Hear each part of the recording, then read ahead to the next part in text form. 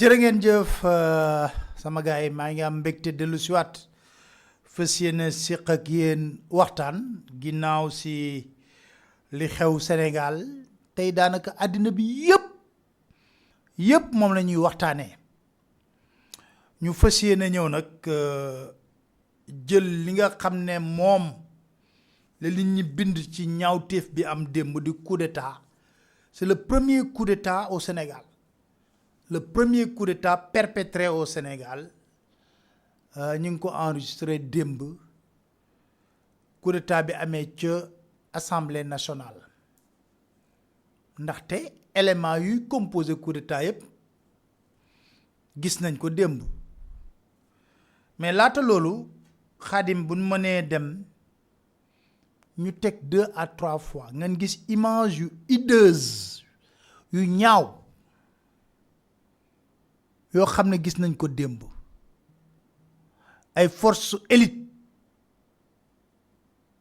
dugg ci biir hémicycle bi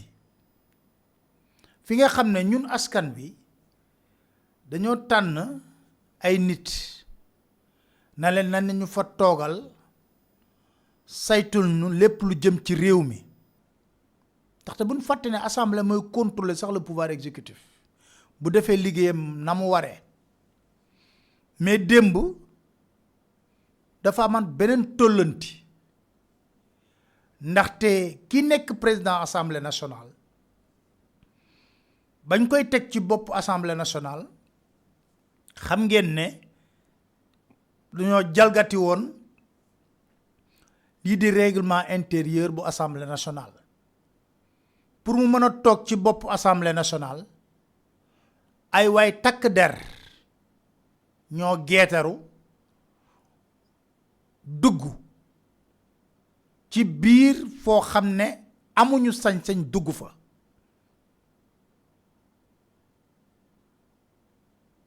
même temps Mamadou Dia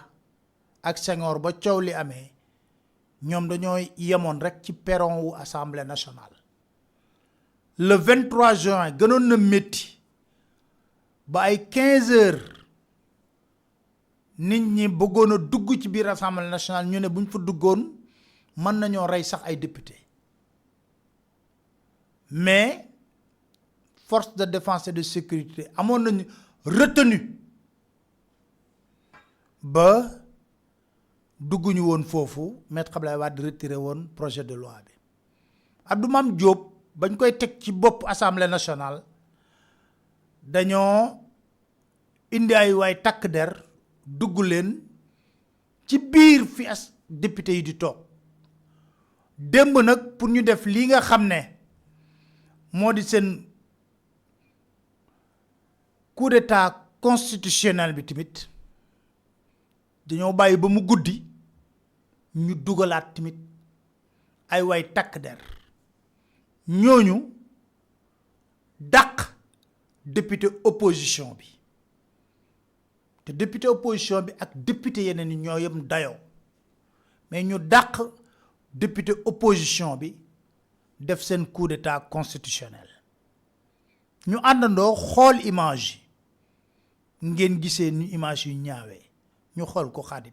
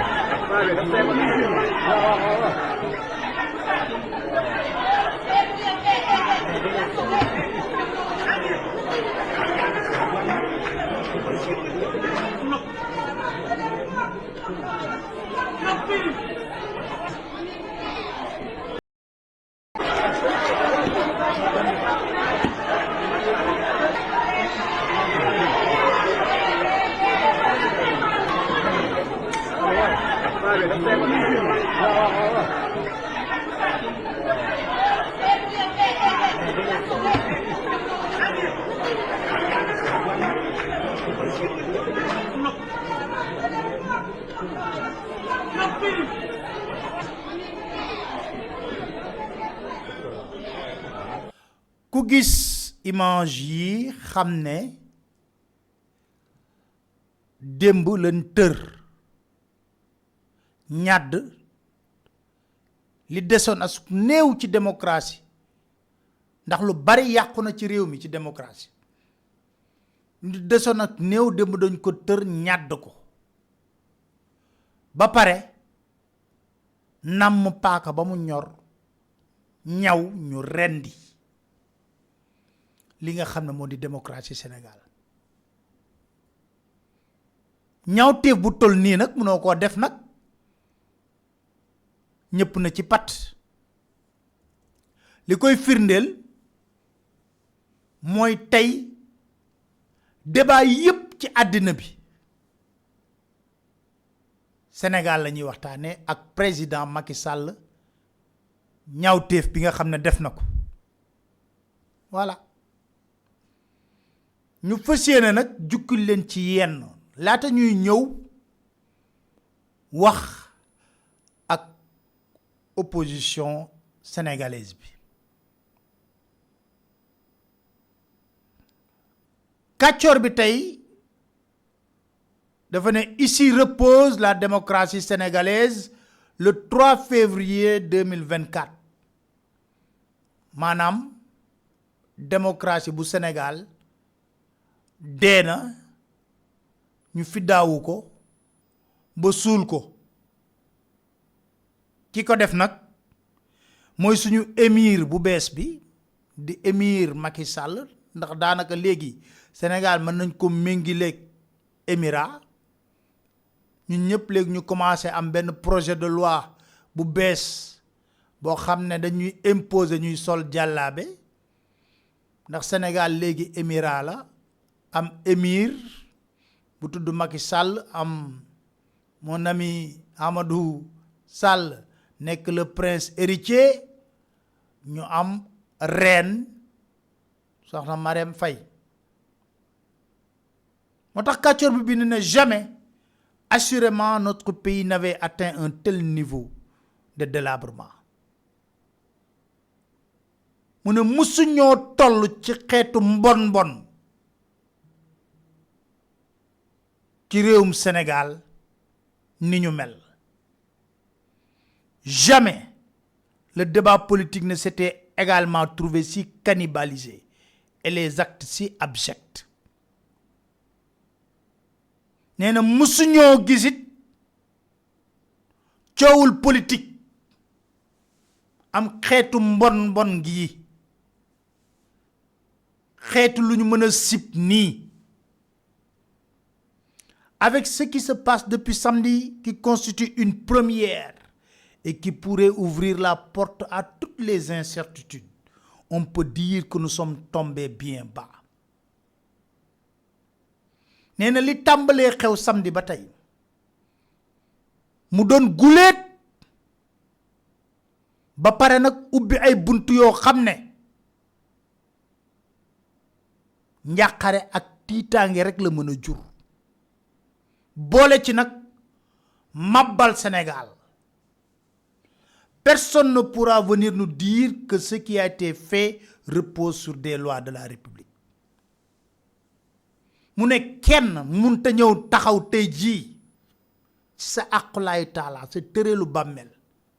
nga ne liy xew samedi ba tey jii yaa ngi koy teg ci yoonu dëgg ak ci ay loi yoo xam ne mi ngi sukkandiku ci république cela procède plutôt de la volonté de gens jamais repus qui veulent continuer à se maintenir au pouvoir par tous les moyens possibles et imaginables mu ne li xew nag du lenn lu dul danku nit yoo xam ne lekk nañu alal réew mi ba mel ni Michelin ba pare nag dogu ci na nguur gi neex na xeetu nguur goo xam ne war nañoo utiliser lépp lu ñu am ci jumtukaay ngir bañ cee jóge rawatina nag tappale njuuj njaaj ci wàllu yoon. On apprend ainsi que le mandat de 7 ans que l'on ne pouvait toucher pour le ramener à 5 ans du fait de la Constitution peut désormais être prolongé au-dessus peu de 8 mois seulement. mu ne naafiq yi taxawoon nañu mandaaw juróom-ñaari at yi nee nañ kenn mënu koo laal ñooñu ko doon wax de na Macky yaay bëgg na def juróomi at waaye dañ na ko mandaaw juróom-ñaari at yi mënoo koo laal ñooñu ñoo wëlbatiku tey bëgg ñoo gëmloo na mandaamu juróomi at yi mën nga cee yokk juróom-ñetti weer garaawul xawma ndax dégg ngeen ma ñoo doon taxaw ne mandaawu juróom-ñaari at yi conseil constitutionnel nee na kenn mënu koo laal ñooñu ñoo bëgg a taxawaat tey jii jàkkaarloog ñun yàpp ñu foog na dañoo dof ne waaye mandaawu juróomi at yi mën nañ def yëfu naaféq def coup d'état constitutionnel yokk ci juróom-ñetti weer garaawul. Et si le 15 décembre il y a un second tour, le chef pourra rester tranquillement jusqu'en 2025. te nag ñu ne le 15 décembre la ñuy voté yokkal ko juróom-ñetti weer waaye bu ñu voté premier tour kenn gañewul garaawul ki njuuj njaaj ba yokk ci mandaam juróom-ñetti weer mën naa toog ba 2025 et plus si trouble contentieux électoral ou crise institutionnelle il y aura. Ainsi donc, il est impossible de diminuer un mandat, mais permis de le prolonger de quelques mois.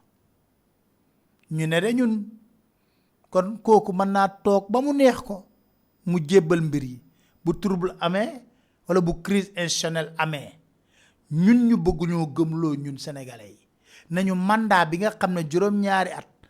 kenn mënu koo wàññi waa bii di juróomi at moom mën nañ koo tawwi ni las pierre yabaate fa la fekk baax.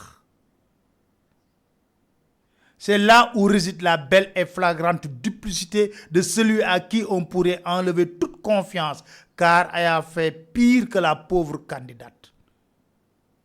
mu ne ci loolu nag buñ ci sukkandikoo waxi naafiq yooyu waxi njuuj njaaj yooyu lay buñ ci sukkandikoo képp ku ko yëkkati kooku dafa gën a yiw Rose Wardini mii ñuy wax ne ñaari nationalité la am ba yóbbu ko fa maxana doonee benn est-ce que Rose Wardini sax gënu ko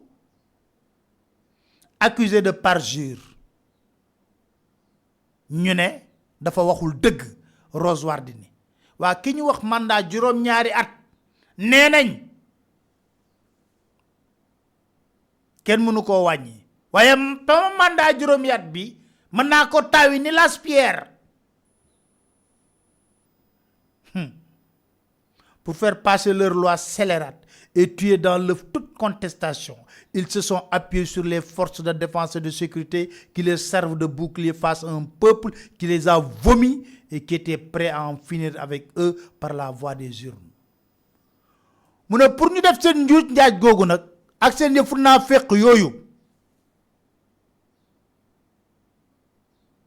ci way takk der yi rek lañ sukkandiku. bu doonutoo nag way takk der yi doxuñu seen diggante ak askan wi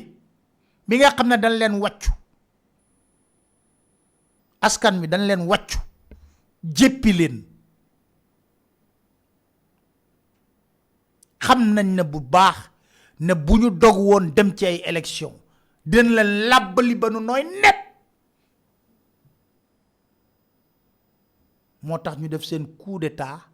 indi seen way takk der dàq opposition bi. Et c'est dans cette terre à la démocratie avachie que l'on se réveille pour voir l'outil de travail de millions de Sénégalais, Internet, restreint, et où l'on retire la licence d'une télévision appartenant à un groupe qui emploie 200 personnes. Mu ne ci réew mi di Sénégal bi ñu tër ren di démocratie bëccëg ndara kam ñëpp di gis jombuñu rusuñu amuñu kersa dag internet bi nga xamné ay millions de sénégalais ñoo ci liggéey yamuñ ci lolu ñu retirer licence groupe de presse Walfadjri bi nga xamné lu mu bon 200 personnes ñu fay liggéeyé.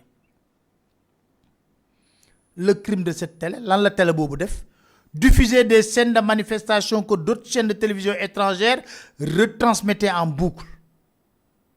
Télé bobu deful lan lul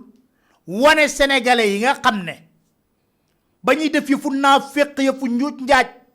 di tër di rend démocratie mënu ñoo jote ci assemblée nationale nekk ci mbedd ndakaaru yi di wane seenu mer télé bobu diko wane ñu jëm retirer licence am ca boba ay télévision internationale ñi ngi wane même image yi. Notre belle démocratie chahutée sur des plateaux de télévision locales et étrangères. Télévision yi nek bitim rew du ñu toroxal di ñu xass wutal ñu way wu ñaaw ndax ay nit yo xamné ca nafsu lañu top. L'homme candide à qui on avait fait confiance et qui nous avait vendu le rêve d'une république réconciliée avec elle-même et à la gestion sobre et vertueuse nous a véritablement eu. Nañ ko wax te dee ki ñu doon gëmloo une république réconciliée àndandoo doon benn république boo xam ne day sobre di tegu ci kaw dëgg bëgg wax fa dëgg neex yàlla xam nga lu ñu defam mbasang njuuy lépp lu ñu waxoon safaan ba la ñu tegal. Souhaitons qu'il ne se retrouve pas dans les poubelles de l'histoire. Kàccor bi ne li ma metti rek bu wàccee ci nguur buñ koy jeex ca poubelle yi la nga koy fekk doo ko fekk sa panthéon yi de poubelle de l'histoire. Voir des députés évacuer manu militari afin que d'autres de leurs collègues puissent faire le sale boulot en toute impunité. Voilà où nous en sommes réduit. Gis ay député yo xamna ay way tak der ñoo leen génné toroxal leen ci biti seen yenn moroomu député ñak rasu tok def ñaawteef bi ñu fofu la Sénégal tollu tay kàccoor bi mo bind lolu Njagalum nek Canada bind article yak bind article ona ma sax tay na ma muñ na ko muñ ba mënul mako muñ faaw ma bind ngir sama xol mëna giif mu ne ainsi donc mom mi ngi ko tuddé le code du déshonneur. Yéna ngi fàttaliku président Macky Sall moñ doon wax ne mom du sakku 3e mandat ndax dafa am code d'honneur. Jóge na ci code d'honneur bi légui mi ngi ci code du déshonneur. Lolu la Njagalum bind. Ainsi donc ce 5 février 2024 le Sénégal marque son adhésion officielle au bloc des dictatures bananières. Mune nañu nangu bisu 5 février 2024 le Sénégal bokk léegi ci réew yi nga xam ne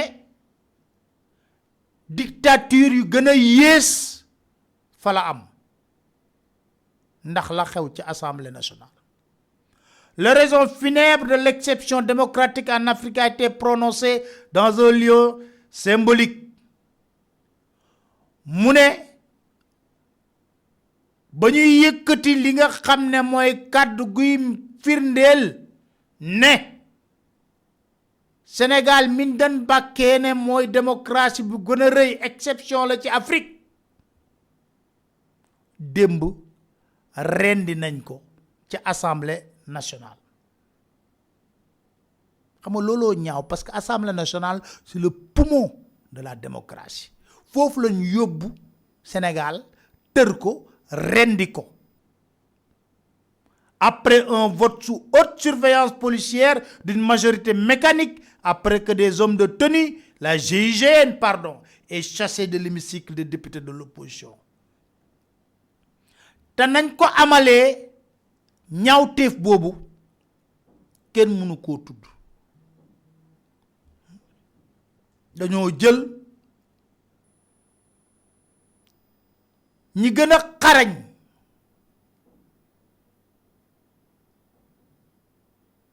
ci wàllu sécurité dugal leen biir Assemblée nationale ak seeni tenue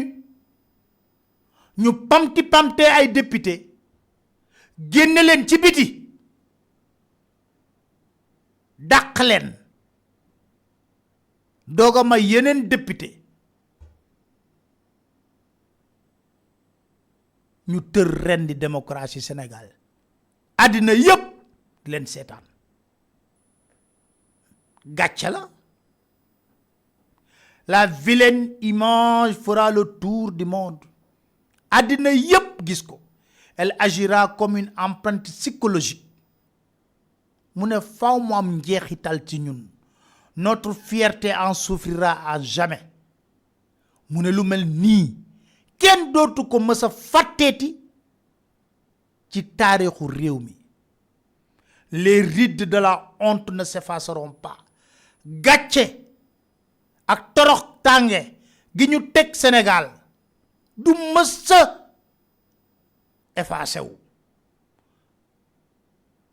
Le président a osé. Il n'oserait pas dire ñu ne Macky Sall moo sañ a def lii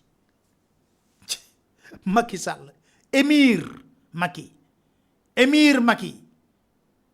moo sañ a def lii. Il n'oserait pas ñeneen am xel ñaar sañu ko du ko def du sañu ko sax jomb na ko jomb ko def na ko.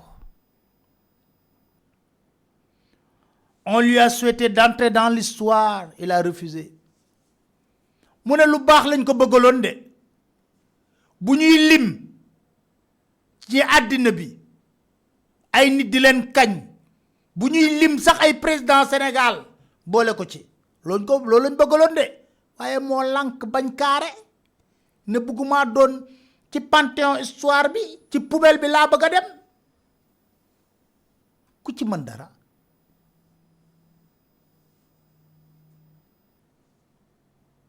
Il ne se croit pas digne de laisser l'image d'un démocrate livré à l'histoire dans laquelle serait aussi confondue celle de son pays qui a longtemps entretenu le mythe de posture reluisante et sublimée de la vitrine démocratique de l'Afrique. nee na Macky Sall moo bañ ne buggul benn yoon ñuy boole turam ak démocratie déedéet buggu ko. Démocratie sa xaj moom na li turam na méngoog dictature ak autocratie bu ñuy wax démocratie Sénégal sax buñ ko ci tudd bugg ko donte Sénégal yàgg naa kañ boppam ci wàllu démocratie. Rien de surprenant, me direz-vous, s'ils ne veulent pas une sortie honorable pour lui-même. Il n'en a que faire de l'héritage démocratique de son pays et de son image exemplaire pour le reste du continent mu ne waaye bettange amu ci déedéet bugul génn bu rafet bugul ñu koy kañ bugul bokk ci ndono démocratie ci réew mi bugul ñu gis Macky Sall ne jàmbaar jaa ngi nii bugul loolu moom li bëgg moom dictateur baa ngi nii autocrate baa ngi nii loolu ku ci man dara nag ñu bàyyee ko ko il préfère qu'on lui dise ordinairement que vous êtes comme tous les putschistes plutôt que de revendiquer le statut spécial du démocrate ndagalum ne waaw moom bëggul ñu ne ko démocrate la dañoo dafa bëgg ñu ne ko yow putschiste nga way ñu bàyyee ko ko mu doon putschiste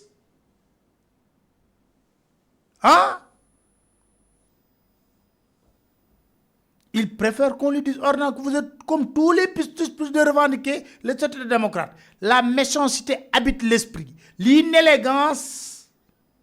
marque les relations avec les adversaires.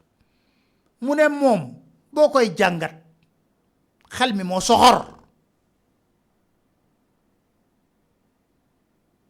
buy jëflanteeg ay adversaire am du am élégance républicaine bi Abdou Diouf amoon bi Senghor amoon bi Abdoulaye Wade amoon bugg ko moo bañ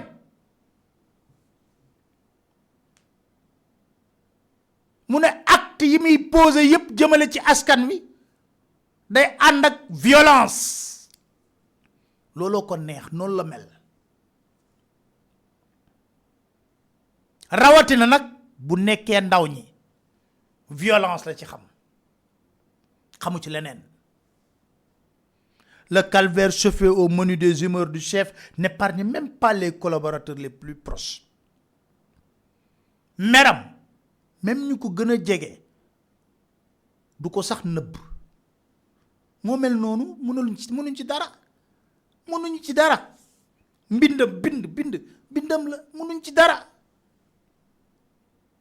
Le Premier ministre contraint de contresigner un acte qui va déclencher le début des preuves d'une future culpabilité de corrupteur de juge.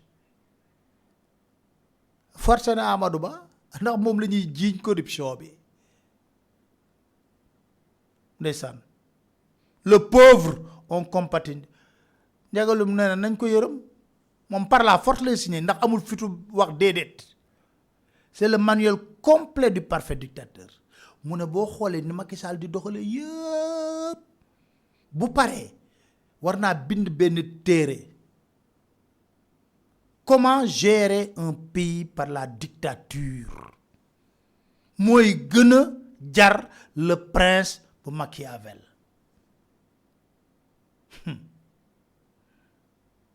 voilà malheureusement ce que l'histoire retiendra de lui njagalum nee na loolu l'histoire de retenir ci moom de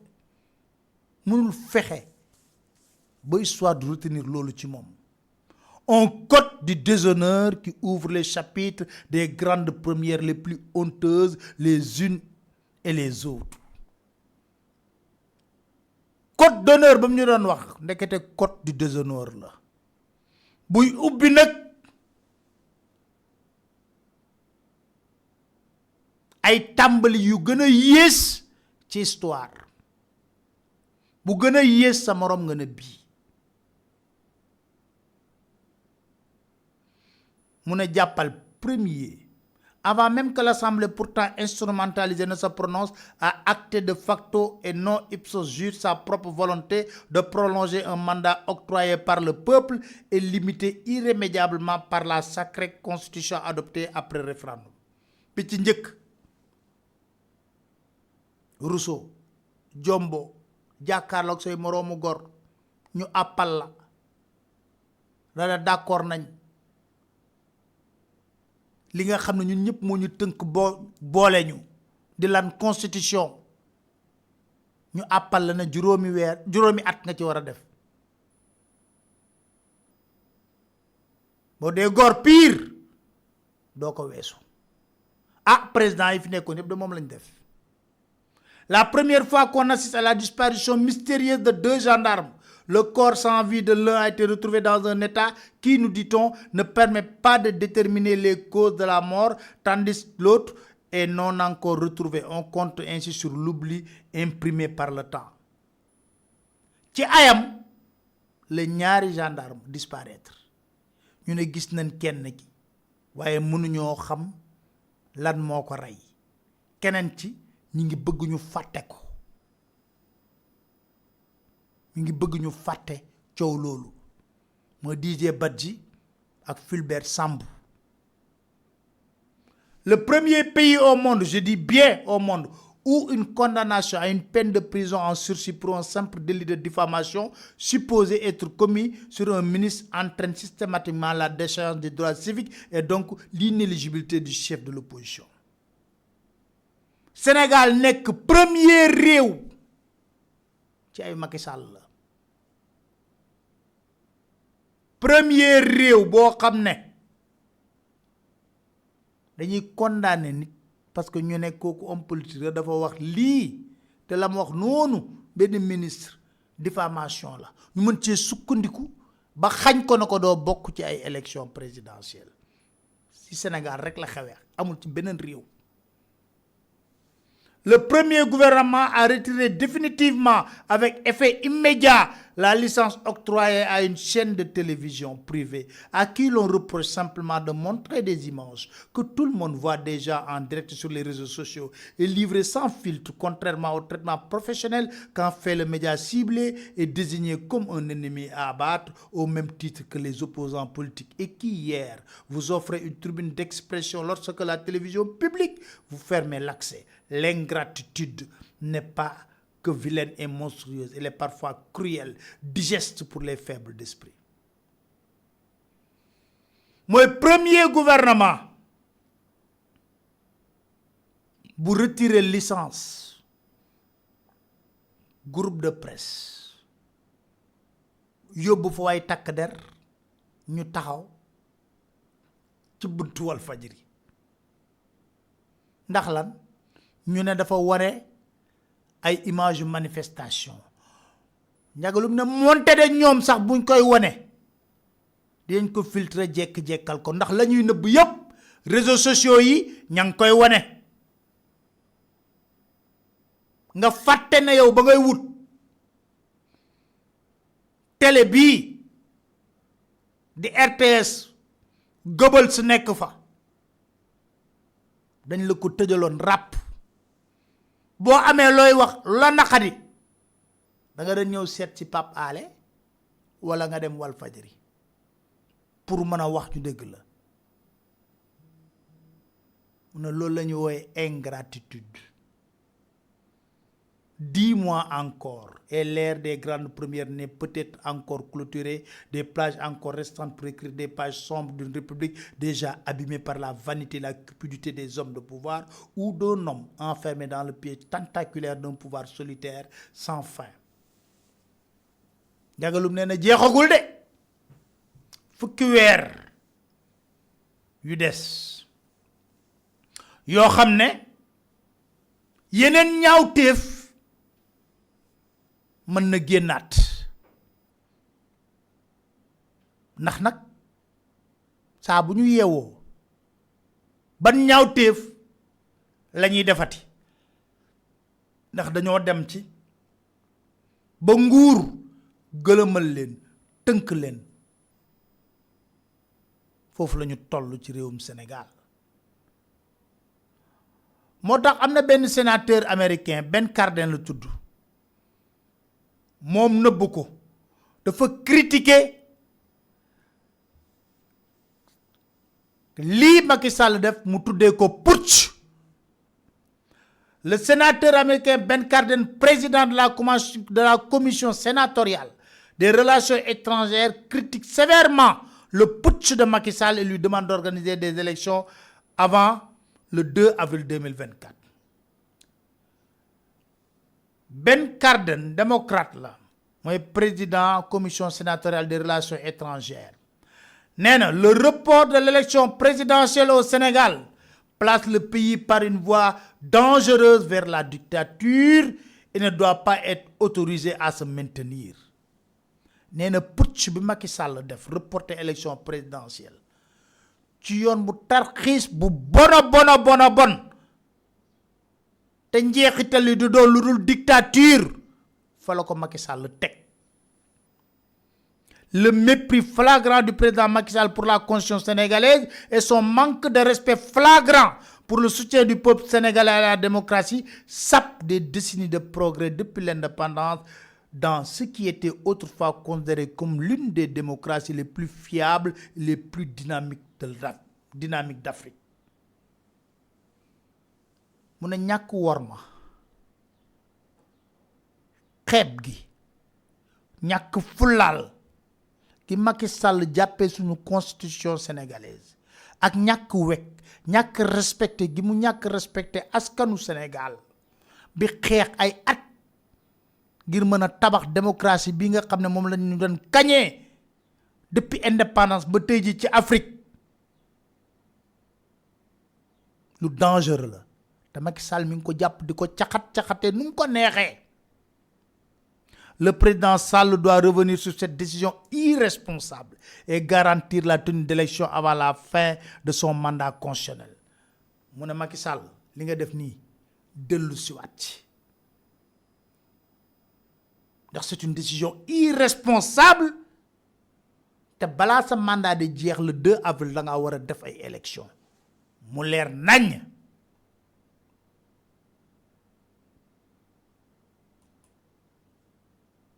CEDEAO xusma ñàpp yooyu tamit sax am na lu ñu wax CEDEAO ñu tekkiwul dara ñooñu nee nañ la commission de la communauté l'évolution dans un communiqué l'institution sous-régionale déconseille toute action ou déclaration qui pourrait aller à l'encontre des dispositions de la constitution du pays et rappelle à la population et à la classe politique leurs responsabilités dans le maintien de la paix et de la stabilité dans le pays. Xam nga lii laay wax CEDEAO nee na action yi ni def ak décision yi na méngoo constitution bi te ñun ñëpp ñu jël ay responsabilité lii taal réew kay mooy putsch constitutionnel bi ñu def démb ñu ne la CEDEAO encourage la classe politique à prendre de toute urgence les mesures nécessaires pour rétablir le calendrier électoral conformément aux dispositions de la constitution. Xam nga dañuy njaaba njalle dëgg gi mooy wax Macky Sall ne ko li nga def putsch constitutionnel la. Il faut respecter le calendrier électoral et respecter la constitution.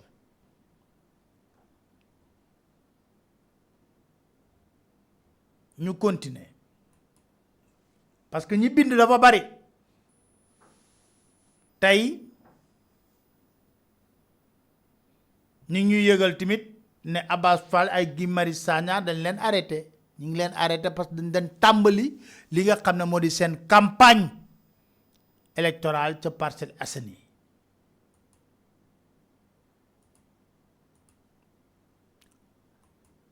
Sénégal tey même le monde ñun la xëyee nee na le jeu dangereux de Macky Sall nee na Macky Sall jeu bu dangereux le jouer fi mu nekk nii. L'annonce samedi par le chef d'État sénégalais du report sine die de l'élection présidentielle prévue le 25 février marque une rupture avec la longue histoire démocratique du pays. Mu ne Macky Sall discours ba mu def samedi dakkal élection yi nee na loolu dafa mel ni da nga jël jaasi na teppit histoire de démocratie du Sénégal. Dans une Afrique de l'Ouest secouée par les avancées du djihadiste, les coups d'état militaires et l'ingérence russe, le Sénégal est une exception depuis son indépendance en 1960. Nous sommes en Afrique de l'Ouest, nous avons dit djihadiste, coup d'état bari fi, Russie dougal ci loxom. Ñun indépendance ba légui ñi ngi sant Yalla. L'armée n'y a jamais menacé le pouvoir. Une véritable liberté d'expression y nourrit un débat politique dynamique qui a permis deux alternances politiques sereines dans un cadre institutionnel plutôt stable. Armée, xelam musta dem ci jël nguur. ñu am fi démocratie boo xam ne am fi liberté d'expression ñuy débat démocratique bu neex ba loolu dem ba jural ñu ñaari alternance yoo xam ne lépp ñu ngi ko am ci jàmm. C'est dire si l'annonce surprise samedi 3 février par le président de la République Macky Sall à 3 semaines de l'élection présidentielle prévue le 25 février de son rapport CND marque une dangereuse rupture avec une longue histoire démocratique. Macky Sall def na loo xam ne lu dangereux la ci réew mi ci discours am. Depuis 1963 au Sénégal, les élections présidentielles ont toujours eu lieu à la date prévue. 1963 ba tey jii Sénégal musta reporter élection présidentielle Macky nag lu ne def na ko fi bii moo nekkoon daj dëpp bi. Élu en 2012, réélu en 2019, c'était déjà signalé par un comportement alarmant lorsqu'il avait laissé longuement planer le doute sur son intention de briguer un troisième mandat au mépris de la Constitution. moo tax waa monde ne leen ñu fal ko 2012 falaat ko 2019 mu xam ne constitution bi tënk na ko mënatul nekk candidat émir Macky mu ne woon pat di wax na ma nii wii nii non ba gaay wër ko ndomba tëggal ko sabar gum te fecc mu mujj juillet mu génneel nu code d'honneur ndax boobu mbedd maa ngi jax ñu rey ci lu baree bari ci ay xale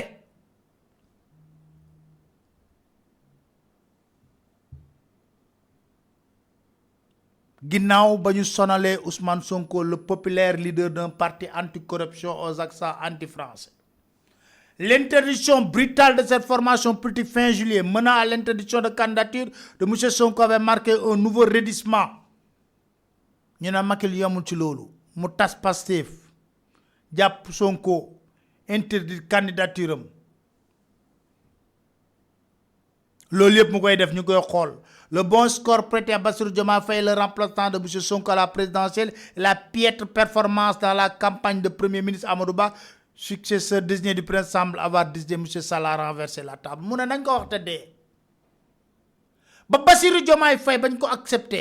Macky Sall leer ko ne ko bu sàgganul passation de service bi mu nar a def moom Bassirou Diomaye Faye lay doon ndax candidat mënul dem looloo poussé Macky Sall mu ne damay arrêter lépp.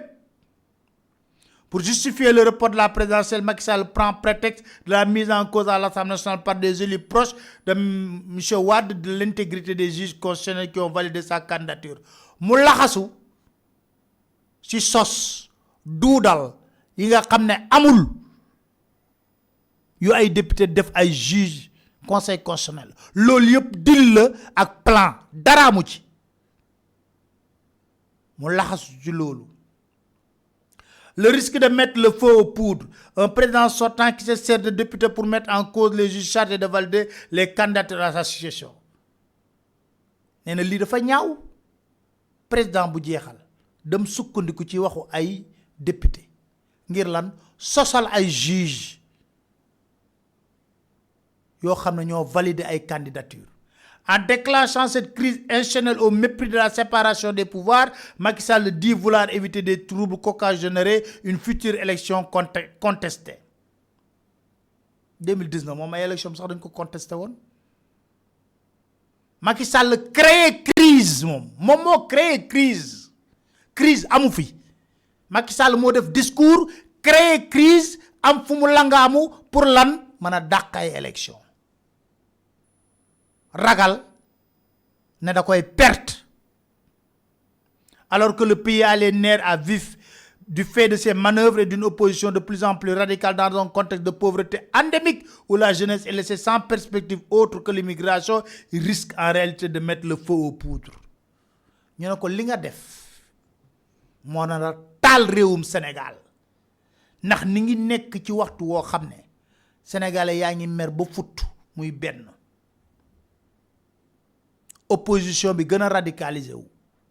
ndaw ñi amuloo dara loo leen di jox lu dul lan jël leen mbëkk mi loolu yépp na bu dajaloo réew mi day tàkk En témoignent les incidents qui, dimanche à Dakar, ont opposé les forces de l'ordre à des manifestants protestant contre l'annulation du scrutin. Tambalina, ces manifestations, Muntawei. Macky Sall, en indiquant aucune date de report, laisse planer la menace de son maintien au pouvoir au-delà de son mandat, qui s'achève le 2 avril. Que le phare de la démocratie dans la région donne pareil signal ne peut qu'inquiéter sur la pérennité du modèle sénégalais. Mouné, Macky Sall mi nga xamné waxul dara ci mandat 2 avril. Fala wara jeex. Mënu ñoo wañi mandat, am waruñu ko mëna yok. Fofu lañuy xaar nak conseil constitutionnel. Jurom ñaari sage yoyu Cheikh Tidiane Koulibaly xam nañ la sa intégrité sa probité morale. Cheikh Ndiaye xam nañ la sa intégrité sa probité morale. Parce que coow li dinaa leen ko wax lu ko indi.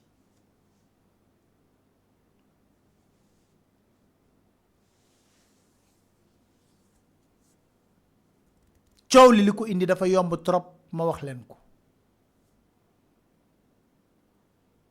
Lañu bëggoon mooy candidature Bassirou Diomaye Faye duñ ko valider. Ba ñu toog di réunion ñu njëkk a saboté parrainage am waa Pastef indi parrainage étranger dugal ko ci biir Bassirou Diom maay matal parrainage am ñu toog ñoom Cheikh Tidiane Koulibaly ñoom Cheikh Ndiaye génne argument yépp teg ko ci kaw table bi ne leen candidature Bassirou Diomaye Faye mënuñu lu dul valider ko détention provisoire la nekk amul condamnation définitive amul benn dossier bu tax du mën a nekk candidat remplir na conditions yi donte mi ngi prison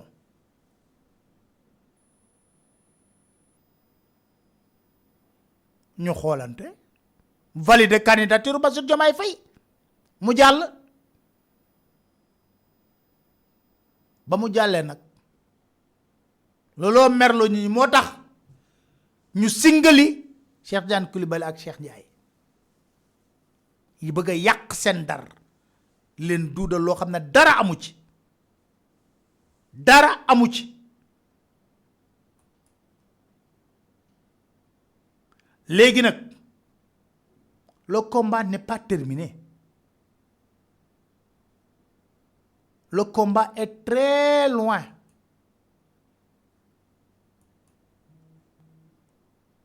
D'être terminé. Le combat se poursuit. Loi bi ñu voté démb dañ koy yóbbu conseil constitutionnel. Conseil constitutionnel yéen a ñu waxoon ne mandat kenn mënu ko wàññi kenn mënu to yokk mënu ñu ko teg fenn rejeter loi bi anticonstitutionnel viole la constitution ñu xoolaat ñaat semaine lañ toog ñu ubbiwaat campagne bi loolu rek a fi mën a am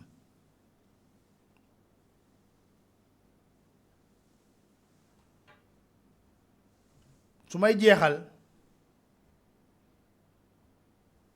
dafa am loo xam ne dafa am solo parce que tey dama leen bëggoon defal lecture à quelques heures du début de la campagne électorale pour la présidence qui devait se tenir vers la fin de ce mois, le président Macky Sall a signé le décret numéro 2024-106 du 3 février 2024, abrogeant le décret 2023-2283 du 29 novembre 2023. Alors,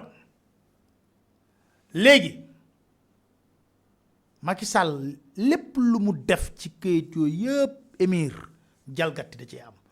Pour mieux camper le débat juridique, le Témoin quotidien vous rappelle que la signature du décret 2023-2283 du 29 novembre 2023 portant convocation du corps électoral était fondée d'une part sur l'article 30. Article 30 de la Constitution qui dispose que 35 jours francs avant le premier tour du scrutin, le Conseil constitutionnel arrête et publie la liste des candidats. Les électeurs sont convoqués par décret. Moi, article 30 de la Constitution. Fanweeru fan ak juróom laata ñuy tàmbali li nga xam ne kam la ñuy woo électeurs pour ñu mën a voter D'autre part, l'article LO 137 du code électoral, selon lequel les électeurs sont convoqués par décret publié au journal officiel au moins 80 jours avant la date du scrutin. Selon les spécialistes, la signature de décret portant convocation du corps électoral résulte d'une compétence liée, c'est-à-dire que le détenteur du pouvoir de signer le dit décret, en l'occurrence le président de la République, est obligé de prendre l'acte, qu'il le veuille ou non. La compétence est liée car elle est encadrée par d'autres textes qui déterminent et encadrent l'action de l'autorité compétente. En ne prenant pas à date échue le décret portant convocation du code électoral, le président de la République violerait la Constitution, la loi électorale pour omission. Si l'article 30 de la Constitution, l'article LO 137 du code électoral oblige le président à signer le décret portant convocation du truc, loolu yëpp amul lenn loo xam ne Macky Sall mën na koo wax. Moom moo créé crise am, kaw ba mu daan wax loolu yëpp moo ko créé. Ba mu koy créé nag lii la ci jublu woon. Benn xaritu tubaabam journaliste nee na Macky Sall nee na ko dafa ragal jihadiste yi jël nguur gi. Fi ban jihadiste fi jël nguur? Ban jihadiste moo fi jël nguur? Ban candidat mooy candidat jihadiste? Wax day yanu maanaa. Dama ne su may jeexal damay wax ak opposition bi. Démb ba ngeen toogee ca pencub ndaw réew mi, Taxawu Sénégal, Yewwi Askan Wi, ngeen def dank. Gis ngeen ni ngeen sonalee ña fa nekkoon bëgg a def yëfu saay-saay te def nañ ko. Loolu ngeen war ci jàng ne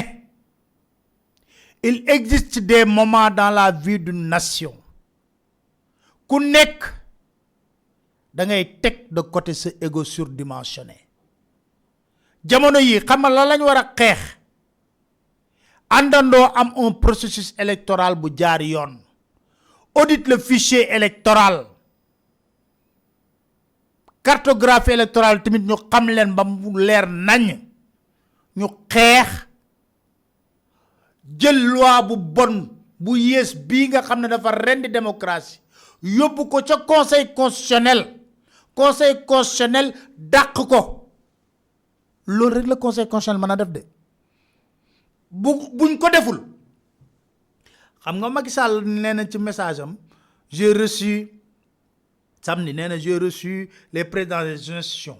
Président conseil constitutionnel bokk na si ñum recevoir. C'est le président, mais 7 lañ ëpp fa doole ñeneen ñi. Ku naa fekkul di wax dëgg, di wax droit, di wax yoon, buñ la indilee loi bii di nga ne Macky Sall na ma la waxee woon 2016 ne la munoo wàññi sa mandat, laa lay waxee tamit na sa mandat le 2 avril 2024 la yem, munoo koo yokk. Kon dañuy organiser élection, looloo yoon.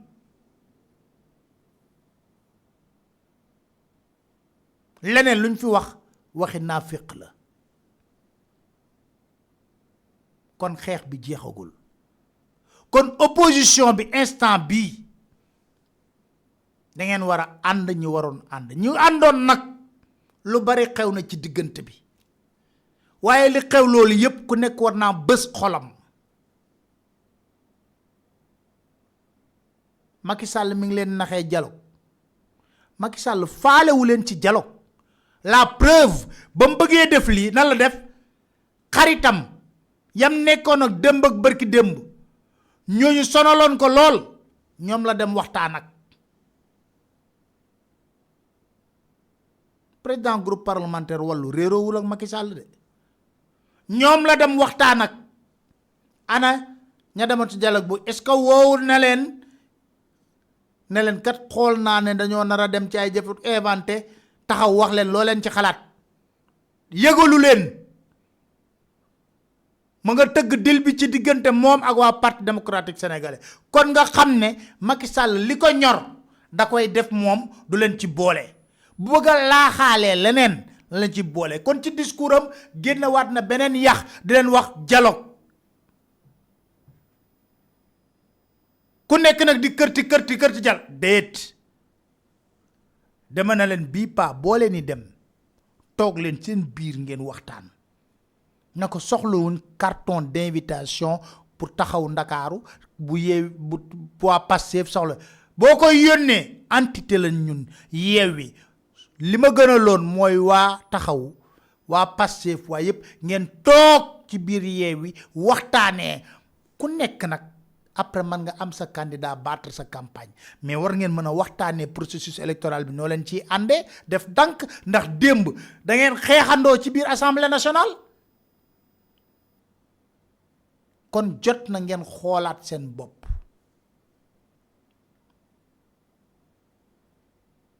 Pastef am na candidat am Bassirou Diomaye Faye na campagne ba mu saf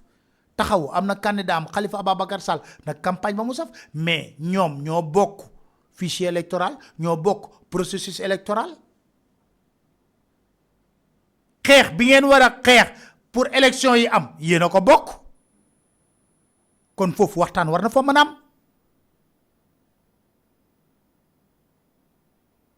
kon xoolaal leen seen bopp noppal askan wi parce que nag sonn nañ torop ci wax ci xeex bi sonn nañ ci torop li mun toon ñàkk kon duñ def lu dul sant leen gërëm leen nañ bësaat xol yi gis naa ne diaspora bi tamit ñu ngi jël seeni disposition yépp xeex bi dafa dooraat rek ñu war ko tàmbaliwaat ba mu saf mais boo leen tasee Macky Sall nappaaja leen yéen ñëpp laa wax def li mu bëgg a def kon ñu taxawaat laxasaayu rek ndax Sénégal jar na ko di sant ñëpp di gërëm ñëpp di dig dege incha allah ci beneen jotaayu waxtaan jërë ngeen jëf